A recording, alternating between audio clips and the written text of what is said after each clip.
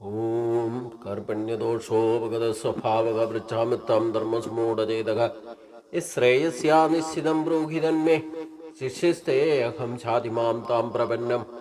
ओ नमो भगवते वासुदेवाय, नमो भगवते वासुदेवाय। ओम श्री कृष्णाय परब्रह्मणे नमः। सभी सज्जनों को भगवान का नाम से और मोहन जी का नाम से सादर प्रणाम। हम लोग पिछले दिन 14-15 श्लोक तीसरा अध्याय में देखा था।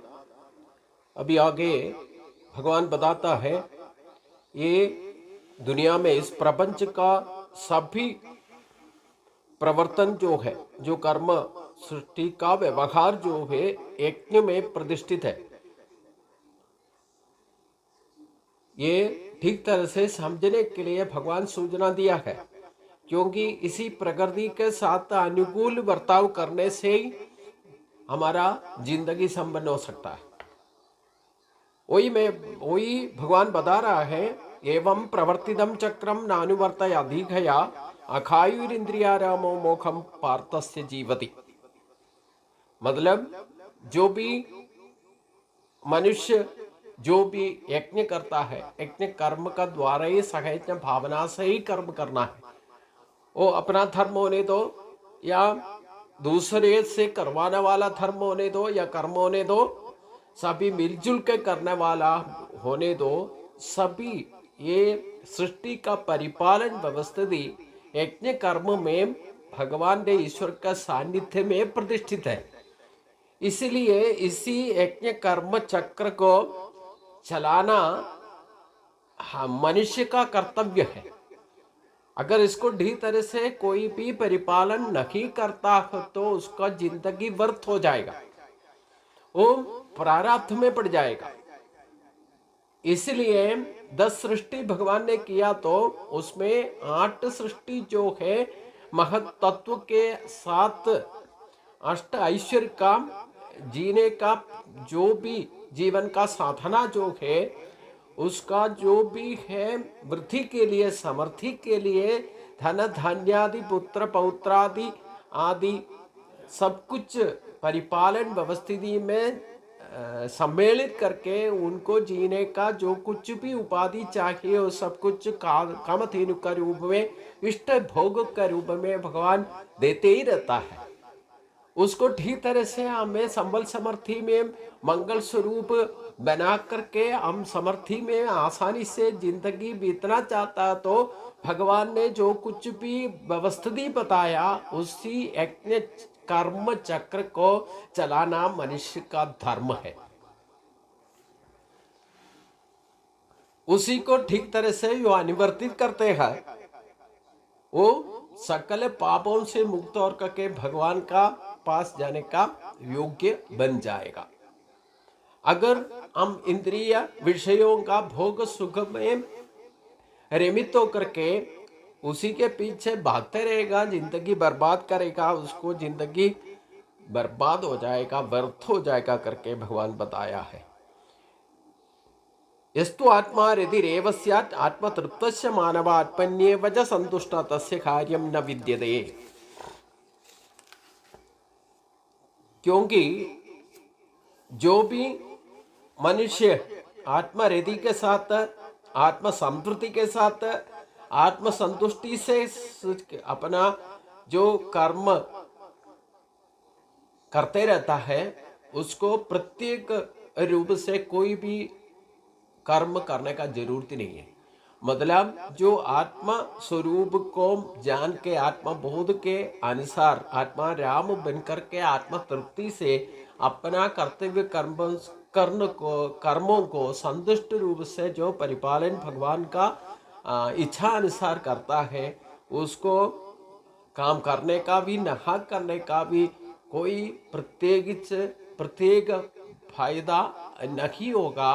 वो आसानी से जिंदगी निसंग भाव में अपना जिंदगी पूर्ति कर सकता है।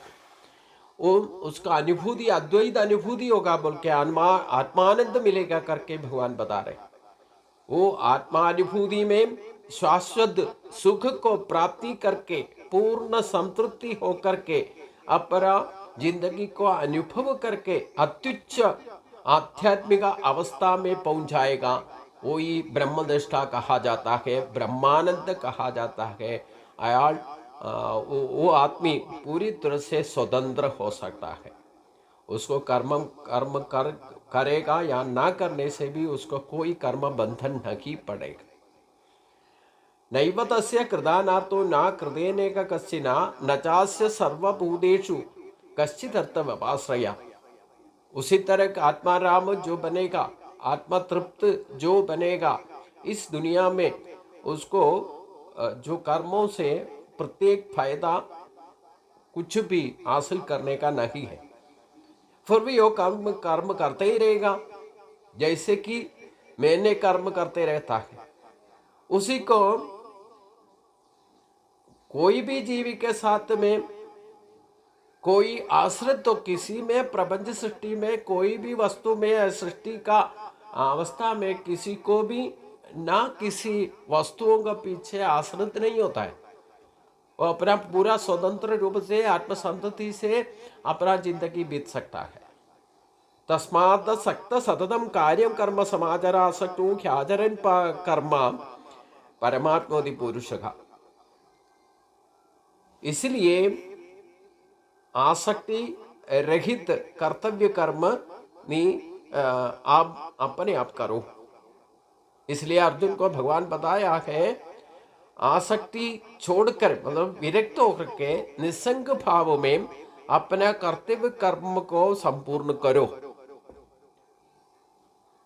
जो भी आदमी असक्त निसंगता भाव से जो भी कर्म करेगा, वो मनुष्य परम पद प्राप्ति के लिए योग्य बन जाएगा।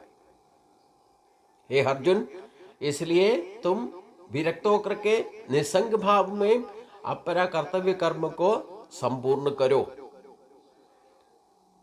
जो आसक्त होकर के निसंग भाव में अपना कर्तव्य कर्म को जो भी मनुष्य पूर्ति करता है, वही मनुष्य ही परम पद प्राप्ति के लिए योग्य बन जाता है।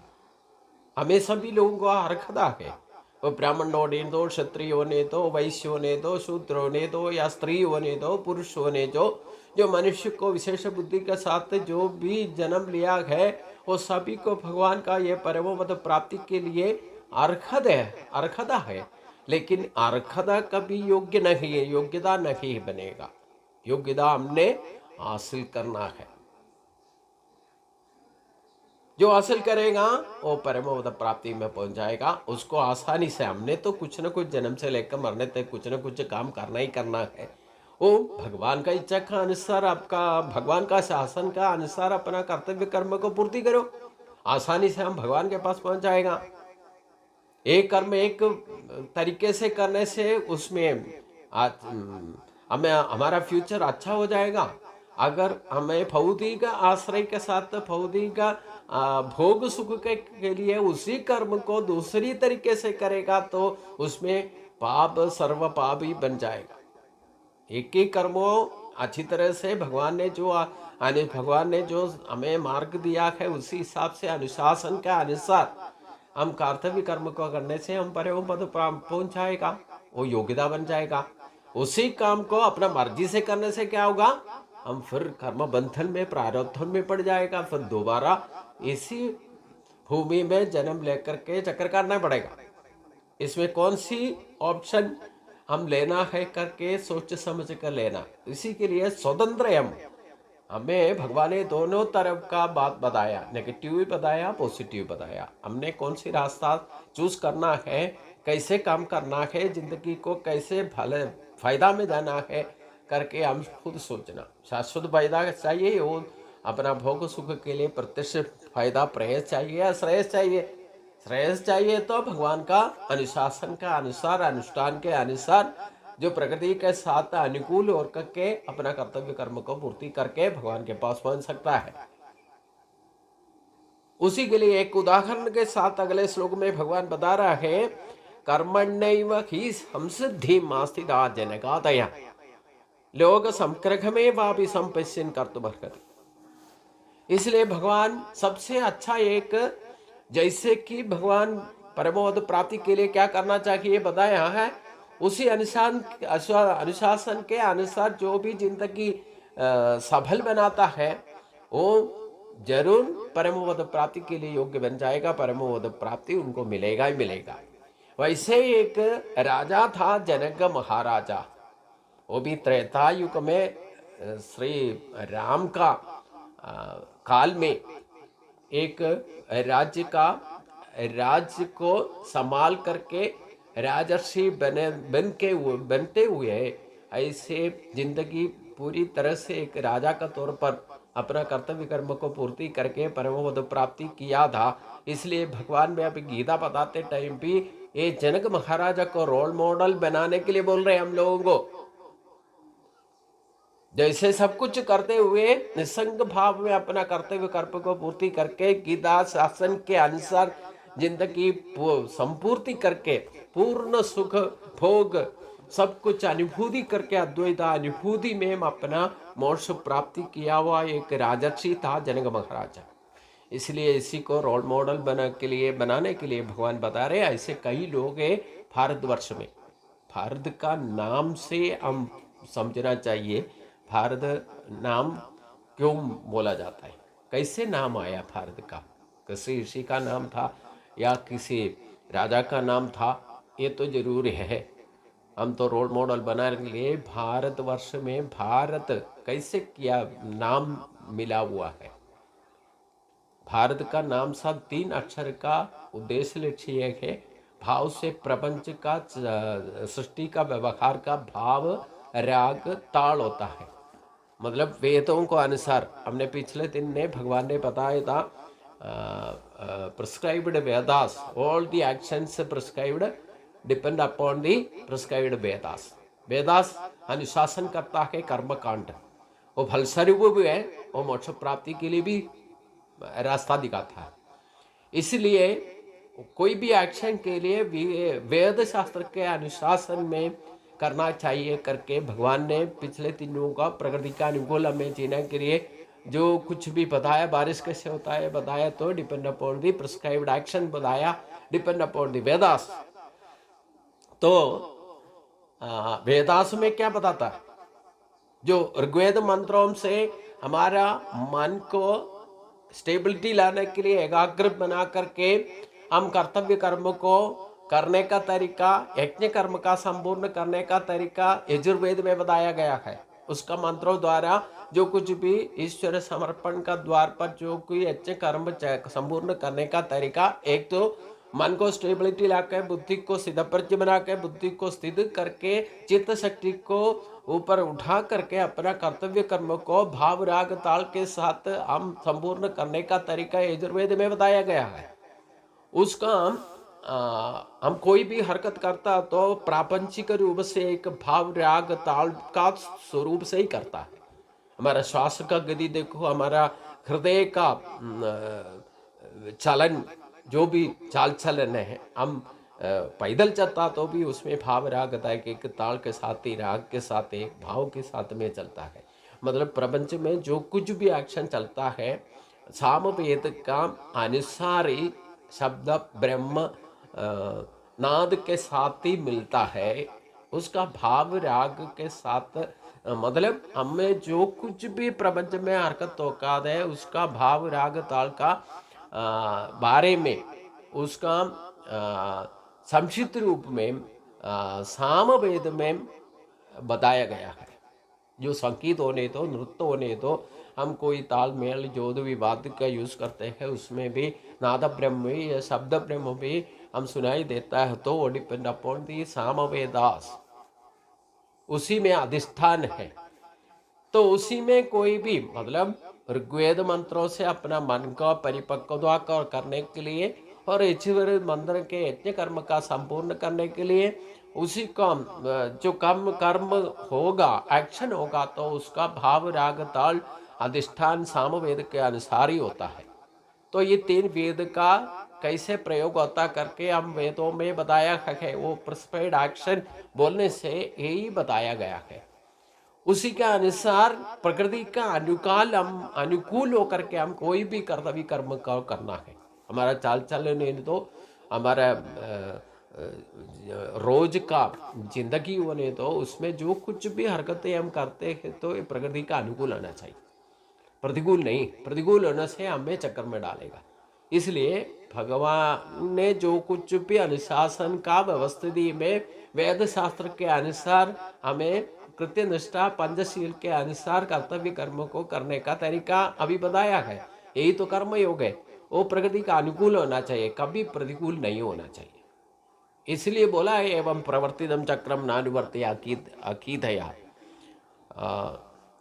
वही तो बात भगवान ने इसी मतलब 16वां श्लोक में जो बताया है उसको ही अनुकूल होकर के हम काम करना है। एवं प्रवर्तितम चक्रम नानुवर्त्य अधिकया अखायुरिंद्रियारामोमुखम पार्थ सजीवति। और बाकी हम लोग मनुष्य लोग छोड़ करके बाकी सब प्रकृति का अनुकूल ही जिंदगी बीतता है। जो 84 लाख जो जीव प्राणी है, जो कुछ भी है, सूर्य चंद्र नक्षत्र गोल होने तो, प्रकृति में सस्य लतादि होने तो, बाकी जीवगण होने तो सभी प्रतिकूल होकर के कभी काम नहीं करता है। उनको विधि के अनुसार जो कुछ भी काम करता है प्रकृति का अनुकूल ही करता है। केवल विशेष बुद्धि दिया हुआ ये मनुष्य काम को पूरा बिगाड़ देता है। इसलिए भगवान एक्चुअली मनुष्य को विशेष बुद्धि दिया गया है इसलिए कि कभी कर्म का ये वेदों को अनुसारी कर्म को पूर्ति करना चाहिए। उसी के लिए उसका गुण दोष को समझ के काम करने के लिए भगवान मनुष्य जन्म दिया है। लेकिन हम लोग अपना अज्ञान का वजह से, हमारा मूढ़ता के कारण हम अपने मर्जी से काम करेगा, वो प्रकृति को प्रतिकूल हो जाता है, प्रकृति को विकृत बना जा बिगाड़ देता है। इसलिए वेदों को अनुसार काम करने के लिए तरीका बताया। जो राजर्षि जनक ने जो अपना राज्य को परिपालन किया तो पूरा वेद का अनुसार निसंग भाव से कैसे परमोद प्राप्ति के लिए करने के लिए भगवान ने बताया। उसी के अनुसार अपना कर्तव्य कर्म को पूर्ति करके मोक्ष प्राप्ति में परम पद प्राप्ति किया था। इसलिए तुम इसको जनक महाराजा को रोल मॉडल बनाने के लिए बोलता है। तो जरूर हम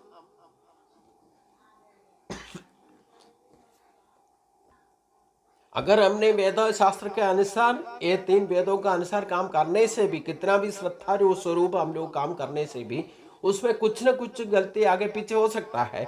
उसी का परिहार करने के लिए, उसका न्यूनता को मिटाने के लिए अथर्ववेद में जो कुछ भी मंत्र तंत्र जो कुछ भी कर्म का बारे में बताया, मतलब चारों वेदों का उद्देश्य लक्ष्य क्या इसी में स्पष्ट करता है।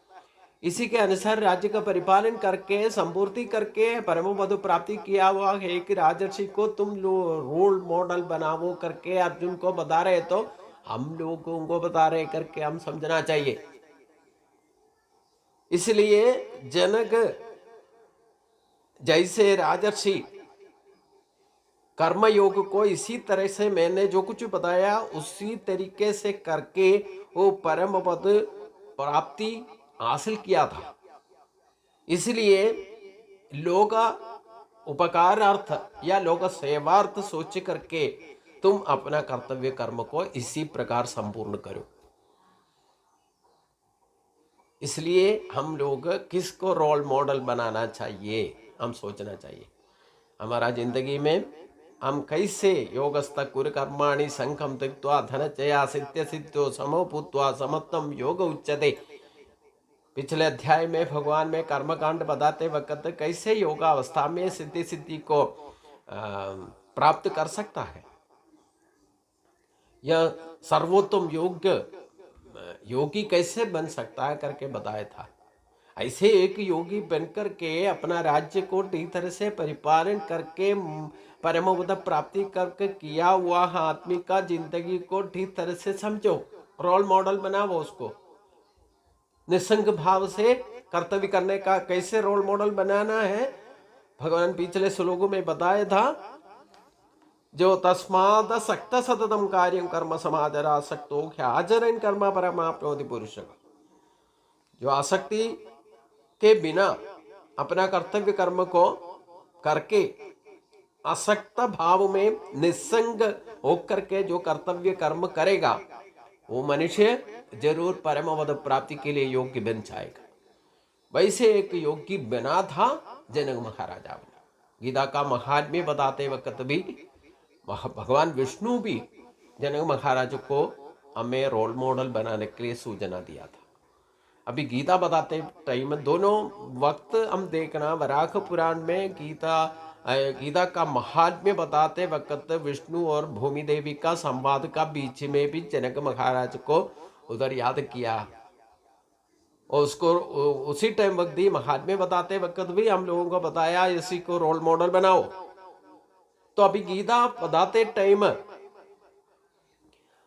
जो भगवान श्री कृष्ण ने भी कर्मयोग बताते वक्त हमें किसको रोल मॉडल बनाने के लिए बोलता है? जनक महाराजा को।